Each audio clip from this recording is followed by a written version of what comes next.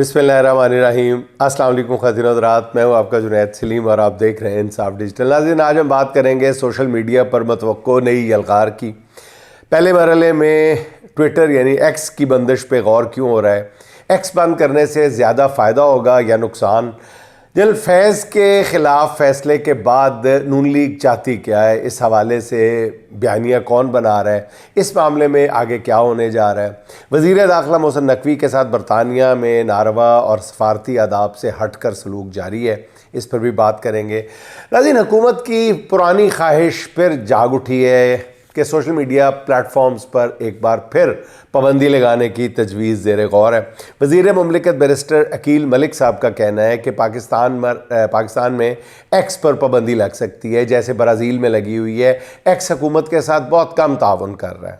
हमने उन्हें ऑफ़र की है कि पाकिस्तान आकर अपना दफ्तर खोलें। उन्होंने कहा ताउन ना करने वाले सोशल मीडिया प्लेटफॉर्म्स पाकिस्तान में ब्लॉक किए जा सकते हैं।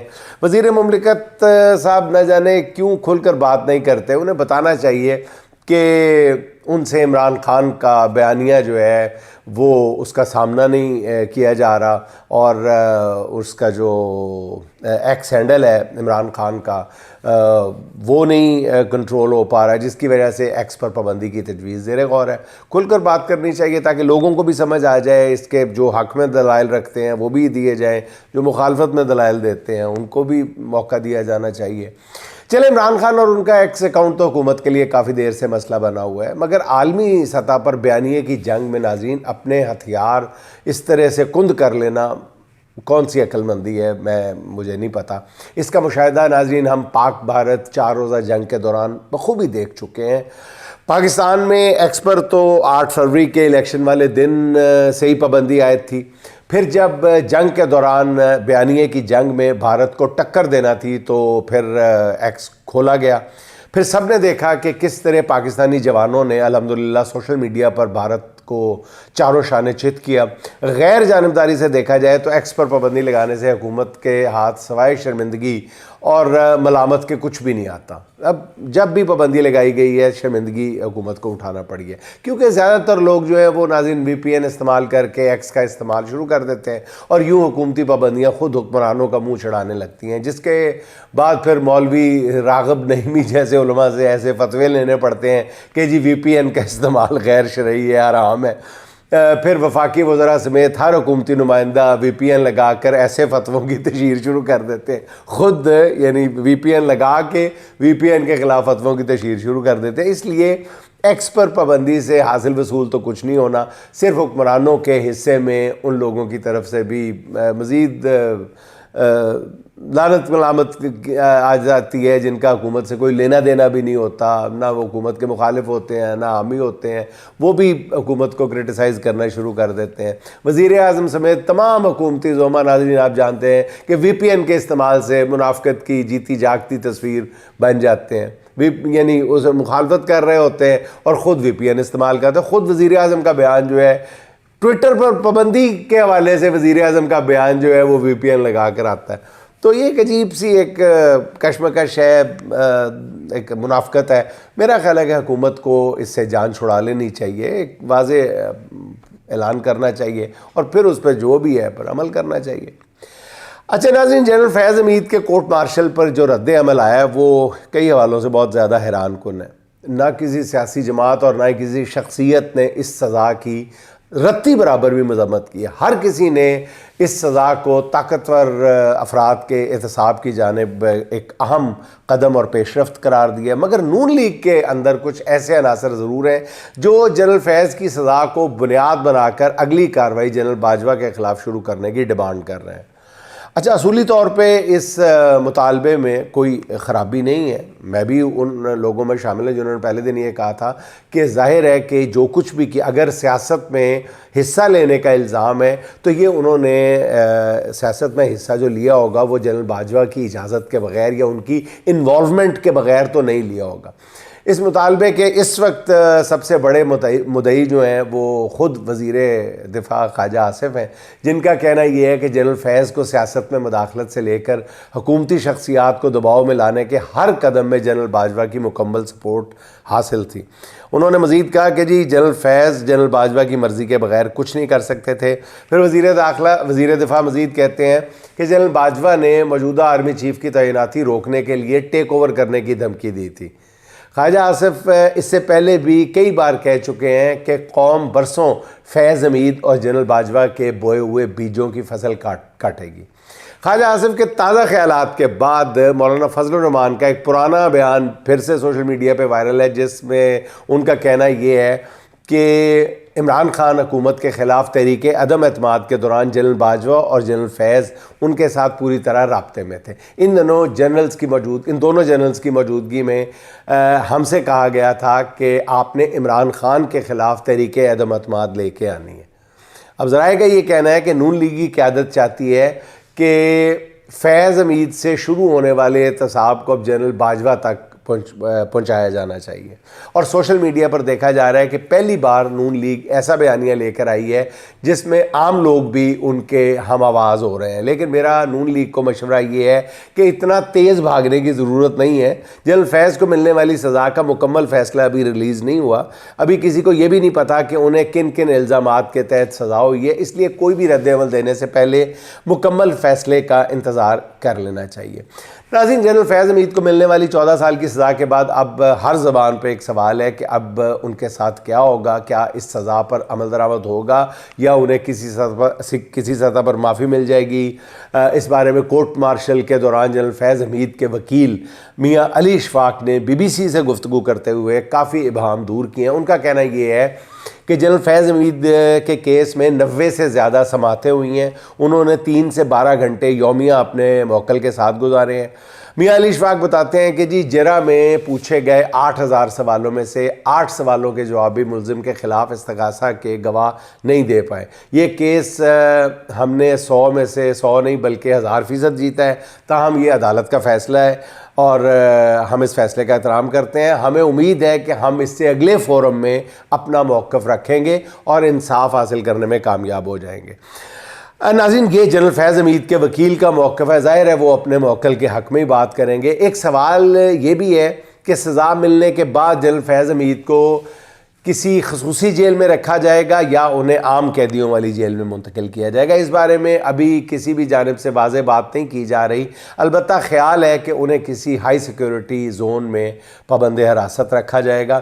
اس بارے میں معروف صحافی محمد مالک کا کہنا یہ ہے کہ ایک اطلاع یہ ہے کہ شاید ادارے کی جانب سے یہ مشورہ آیا ہے کہ فوجی افسران یا دیگر لوگ جن کو آرمی رولز کے تحت سزائیں ہوتی ہیں ان کو سویلین جیلوں میں نہ رکھا جائے۔ دوسری بات یہ چل رہی ہے کہ ایسی جگہ پر آپ ان لوگوں کو بھی لا سکتے ہیں جو بہت ہائی پروفائل سزا یافتہ ہوں، جو ہائی پروفائل سیکیورٹی رسک ہوں۔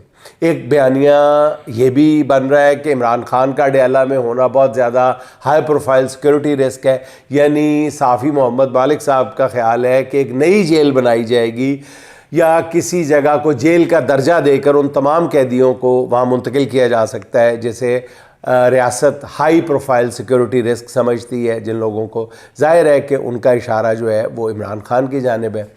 اچھا ناظرین، اسلام آباد میں گزشتہ روز علماء کنونشن منعقد ہوا ہے جس میں فیلڈ مارشل عاصم منیر صاحب نے بطور مہمان خصوصی شرکت کی ہے۔ اس علماء کنونشن میں مختلف مکاتب فکر کے سینکڑوں علماء شریک تھے، مگر ان میں مرد میدان ایک بار پھر حضرت مولانا علامہ طاہر اشرفی ثابت ہوئے، جنہوں نے سب کو یقین دہانی کراتے ہوئے کہا کہ جناب مدارس کے 30 لاکھ طلبہ جو ہیں وہ آپ کے ایک حکم کے منتظر ہیں۔ مئی میں آپ نے وہ کر دکھایا تھا جس سے دنیا پریشان ہے۔ ممبر و محراب کل بھی آپ کے ساتھ تھے، آج بھی ہیں، آئندہ بھی ساتھ رہیں گے۔ علامہ طاہر اشرفی کے علاوہ بھی کنونشن میں شریک علماء نے کافی جذباتی خطاب کیے، مگر اس کنونشن کے حوالے سے مفتی منیب الرحمان نے جو تبصرہ کیا ہے وہ کوئی زیادہ خوش کن نہیں ہے۔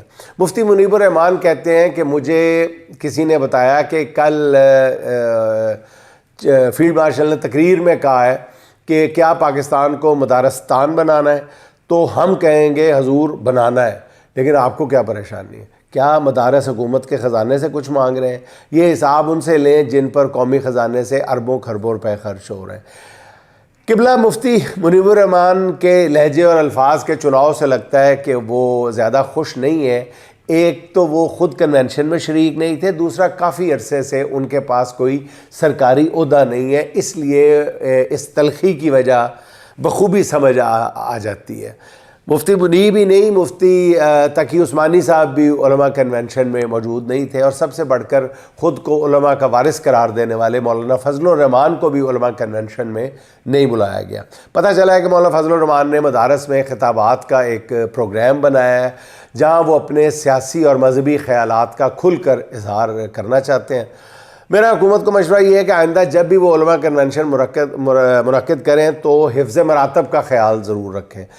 بھلا جس مقام پر مولانا فضل الرحمان سجتے ہوں وہ وہاں مولانا طاہر اشرفی کو بٹھانا کہاں کی عقل مندی ہے، کتنی اچھی بات ہے۔ بہرحال اچھا ناظرین، ابھی 2 روز قبل ذکر کیا تھا کہ وفاقی وزیر داخلہ محسن نقوی کے ساتھ برطانوی حکومت نے ایک حد تک آمیز یا توہین آمیز سلوک کیا ہے۔ برطانوی وزارت خارجہ میں ہوتے ہوئے ہمارے وزیر داخلہ محسن نقوی صاحب کی گاڑی کی بہت توہین آمیز انداز میں تلاشی لی گئی ہے۔ اب کچھ لوگ کہتے ہیں جی کہ وہاں پہ ہر بندے کی تلاشی لی جاتی ہے، لیکن جب ہم نے ذرا کھنگالا ہے اس بات کو تو پتہ چلا ہے کہ وزراء داخلہ کی یا جو سینئر منسٹرز ہیں مختلف گورنمنٹس کے، ان کی گاڑی کی اس انداز میں تلاشی بہرحال نہیں لی جاتی۔ کچھ لوگ کہتے ہیں کہ نہیں جی لی جاتی ہے اسی طرح ہی۔ اب بہرحال اس کو مزید دیکھنا پڑے گا۔ ناظرین، میں نے پہلے بھی کہا تھا کہ اس نامناسب اور تکلیف دہ سلوک پر حکومت پاکستان کو برطانیہ سے باقاعدہ احتجاج کرنا چاہیے، مگر ایسا نہیں کیا گیا۔ اب جو برطانیہ سے خبر آئی ہے وہ اس سے بھی زیادہ تکلیف دہ۔ بتایا جا رہا ہے کہ برطانوی وزیر داخلہ نے محسن نقوی کے ساتھ ملنے سے انکار کر دیا۔ جیو ٹی وی کے رپورٹر مرتضی علی شاہ کے مطابق وزیر داخلہ محسن نقوی نے ملاقات کے لیے باقاعدہ درخواست دی تھی، مگر اس کے باوجود انہیں ملاقات کے لیے وقت نہیں دیا گیا۔ اور یہ جان کر اور بھی دکھ ہوتا ہے کہ برطانیہ کی وزیر داخلہ کوئی اور نہیں، پاکستانی نیاد شبانہ محمود صاحبہ ہیں، اور ان سے اس سلوک کی توقع نہیں کی جا سکتی یا نہیں کی جانی چاہیے۔ البتہ اب پتہ نہیں شبانہ محمود نے ہمارے وزیر داخلہ کے ساتھ ایسا سلوک کیوں روا رکھا۔ سفارتی آداب نہ صحیح، وہ اس بات کا خیال کر لیتی ہیں کہ ان کے اپنے وطن سے آنے والا وزیر داخلہ ان سے ملنے کی باقاعدہ درخواست کر رہا ہے۔ میں سمجھتا ہوں کہ اس توہین آمیز سلوک اور رویے پر حکومت پاکستان کو برطانیہ سے ضرور احتجاج کرنا چاہیے۔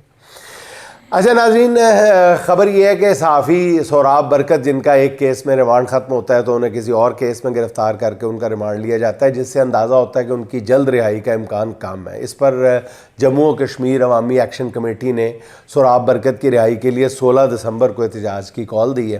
عوامی ایکشن کمیٹی کے رکن عمر نذیر کشمیری کا کہنا ہے کہ ہماری روایت ہے کہ ہم احتجاج کے لیے نکلتے ہیں تو پھر کشتیاں جلا کر نکلتے ہیں۔ میرا خیال ہے کہ سوراب برکت کے معاملے میں حکومت اور عدالتیں اپنا کردار ادا کریں اور حکومت سوراب برکت پر مزید مقدمات نہ بنائے۔ عدالت انہیں میرٹ پر انصاف فراہم کرے، اگر ان کی گرفتاری بنتی ہے تو گرفتار کرے، اگر ان کی رہائی بنتی ہے تو رہائی ان کا پروانہ جاری کرے۔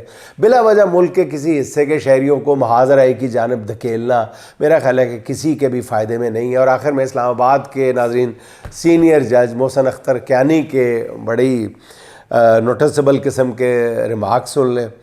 ان کا کہنا یہ ہے کہ جی ایگزیکٹو اور بیوروکریسی مل کر عدلیہ کے ساتھ مذاق کر رہے ہیں۔ بس یہ آج کی آخری بات تھی۔ اور ناظرین چلتے چلتے دلاور علی حاضر کے 2 اشعار سن لیں۔ فائدہ کیا ہے زمانے میں خسارہ کیا ہے، فائدہ کیا ہے زمانے میں خسارہ کیا ہے، خاک ہو جائیں گے ہم لوگ ہمارا کیا ہے، جیتنے والوں کا ہم کو نہیں کچھ علم کہ ہم، جیتنے والوں کا ہم کو نہیں کچھ علم کہ ہم، ہار کر سوچتے رہتے ہیں کہ ہارا کیا ہے، دیکھ عمر رواں خواہشیں رہ جائیں گی، دیکھ عمر رواں خواہشیں رہ جائیں گی، تم گزر جاؤ گی چپکے سے تمہارا کیا ہے، تم گزر جاؤ گی چپکے سے تمہارا کیا ہے۔ ناظرین خوش رہیں، خوش رکھیں۔ آپ سے ملاقات ہوگی انشاءاللہ اگلے ولاگ میں۔ اللہ حافظ۔